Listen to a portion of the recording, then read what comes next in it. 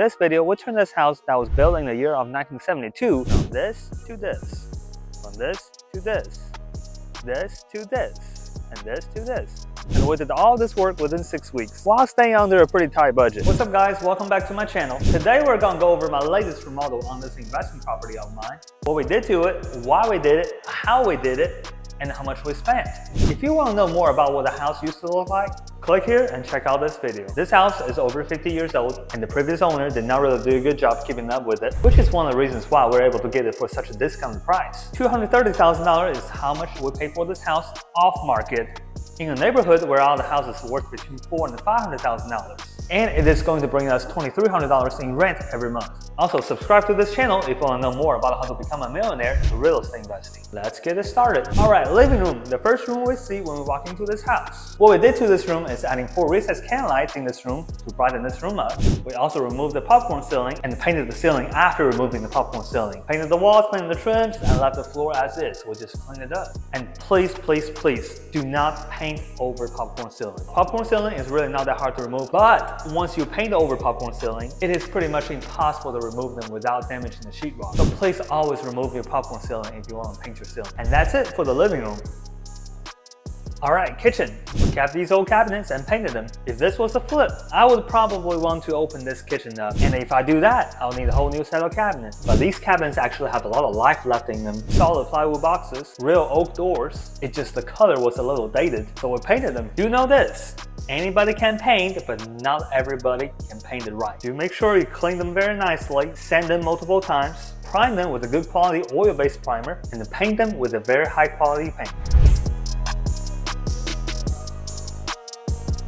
Pro tip, buy your hardwares off on Amazon. They're way cheaper. And if you're going to change the hinges for cabinets, get the concealed cabinet hinges. Concealed cabinet hinges means they're going to sit inside the cabinet boxes instead of being on the outside.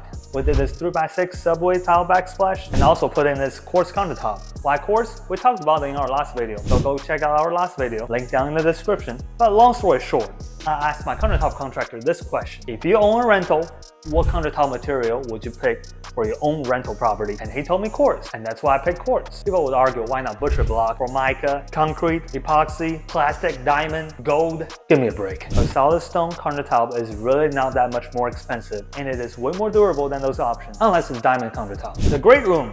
Nothing too fancy, just paint, paint, paint, and clean up the floor.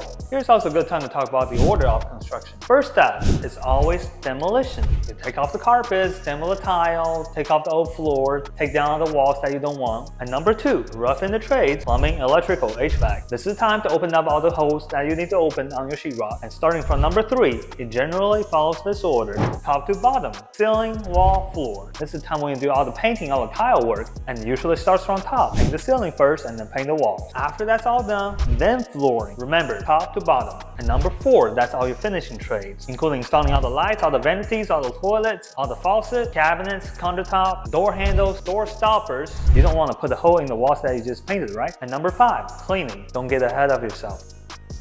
Hall bath. We replace the tiles around and the tub, put on new tiles for the floor. And that's pretty much it. Don't buy those DIY refinishing kits. Hire a professional to do this. Don't tell me I didn't warn you if those DIY glaze start to peel off after 2 months. And for this part of the hall bath, we'll demo the old vanity. And guess where I bought this kit from? Amazon. It's like $300 cheaper than Home Depot or Lowe's. And I'm actually very pleased with the quality. I don't know. I may start to buy my vanities off on Amazon now. Bedroom. Keep it simple. Paint, paint, paint. LVP floor. That's all you need to do. We talked about this last time. I put in lights instead of fancy bedrooms. Some people may disagree, but I put in lights. Reasons? Check our last video. This is also a good time to talk about the choice of paint color. Don't get too fancy. The color that we use is called Painter's White. It's a Home Depot Bear color. When you try to pick a paint color, try to pick a lighter color paint. Lighter the color is, easier it is to touch it up in the future. If you pick a darker color paint, even if you use the exact same paint to touch up the spot, after a few months or a year, the color would not match up. The spot that you touched up will show. It's nearly impossible to touch up if you use a darker color paint. I learned this lesson the hard way. I used to use agreeable gray for all my rentals. And whenever a tenant moves out, I need to touch up the holes on the walls where they hung their pictures. The color just won't match up. I'll have to repaint the entire wall again. Yes, I know darker color paint hides scuffs and dirt better, but the lighter color paint is a lot easier to touch up than darker color paint. Trust me on this. Alright, master bathroom. We demoed this bathroom down to the studs and pretty much rebuilt this bathroom. Usually I wouldn't have done this, but the previous shower pan had a leak in it. It's pretty much beyond repair. And that's one of the reasons we also took down the closet behind this wall and extended the shower back by 2 feet in order to have a bigger shower. And originally we were going to put in a double vanity here, but joke's on me, we still didn't have enough space to put in double vanity. So we went with a bigger single.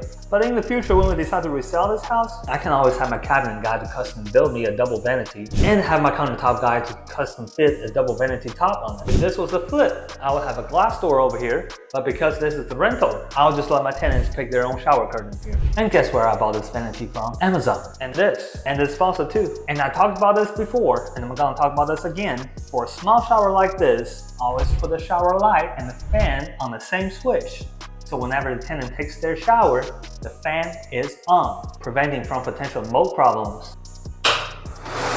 Also for rental, that's one less sink to potentially get clogged and one less faucet to potentially have leaks on. But still, a double vanity would have been better. But for rental, that's one less sink and faucet to potentially have problems with. Alright, basement. All I did to this basement is by removing the drop ceiling. Spray the ceiling black, added some recessed can lights here, painted the walls, added the LVP flooring down here. That's all we did. Do not add the laminate floor down here. The basement is on a slab surface, which means moisture problems. You want to put a waterproof product down here, which means tile, carpet, or LVP flooring. Tile, too expensive. Carpet, too easy to get dirty. Therefore, LVP flooring, luxury vinyl plank. Also, a lot of students ask me this question. Gary, why don't you turn this space into a bedroom? So technically you could charge more rent. Well, in order for me to add another bedroom, it needs to have these 3 things. A closet, an area register, and a window. It is very expensive to put in an egress window on a foundational wall. Plus, there's no bathroom down here. Whoever lives down here have to go all the way upstairs to use the bathroom. So just keep a basement.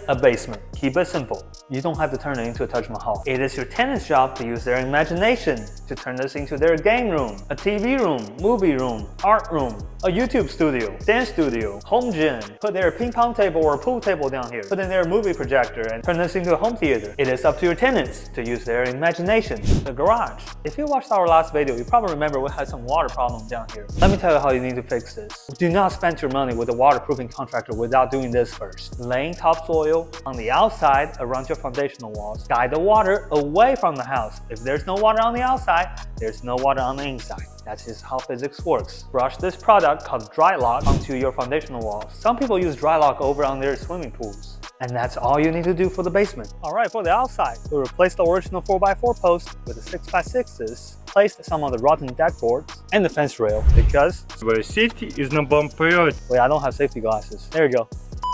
Pressure wash the exterior of the house, pressure wash the deck and the outside of the house. Painted only the trims of the outside of the house. It's a rental, not a flip. You don't have to paint the entire house. You only do the updates and repairs when it's needed, not when you want it. And that's pretty much it. Now the part we all been waiting for. How much did we spend? We planned 4 weeks for this project and it took us 6 weeks. Our budget was $30,000. And please, tell me a project that finished within the time frame and went under budget. We ran into problems like appliances not working, didn't realize popcorn ceiling was painted over. It took us over a week to remove the popcorn ceiling, and then we had to repair the drywall damage, unexpected rotten wood around the house, Thanksgiving break, and one of my contractors got married during the project. So here's the cost breakdown. With Amazon, $2,138, which includes all the door hinges, doorknobs, door stoppers, cabinet pulls, cabinet hinges, faucets, vanities, lights, and guess what? Even a gas stove. It's way cheaper to buy things off on Amazon than Lowe's or Home Depot these days. If you can wait, buy them off on Amazon. With Lowe's, $57.78, which includes paint, tile, trim, mud, drywalls, lumbers, and pretty much all the building materials that you cannot buy off on Amazon. LVP flooring, $3,079. $400 for the installation in the attic, $1,200 for the quartz countertop. This is material and labor, and including the sink, tile labor. This is for the floor area for the 2 bathrooms, master bathroom shower, and the kitchen backsplash, $3,450. General crew labor. This is pretty much everything around the house. Demo, painting inside and out, flooring, exterior, wood repair, pressure washing, cleaning, pretty much everything. glazing the tub and surrounds. I thought it was gonna be $350. $650. Let's go, Brandon. Miscellaneous. This includes the dirt around the foundational walls, lunch for free labor, and tips for the garbage people.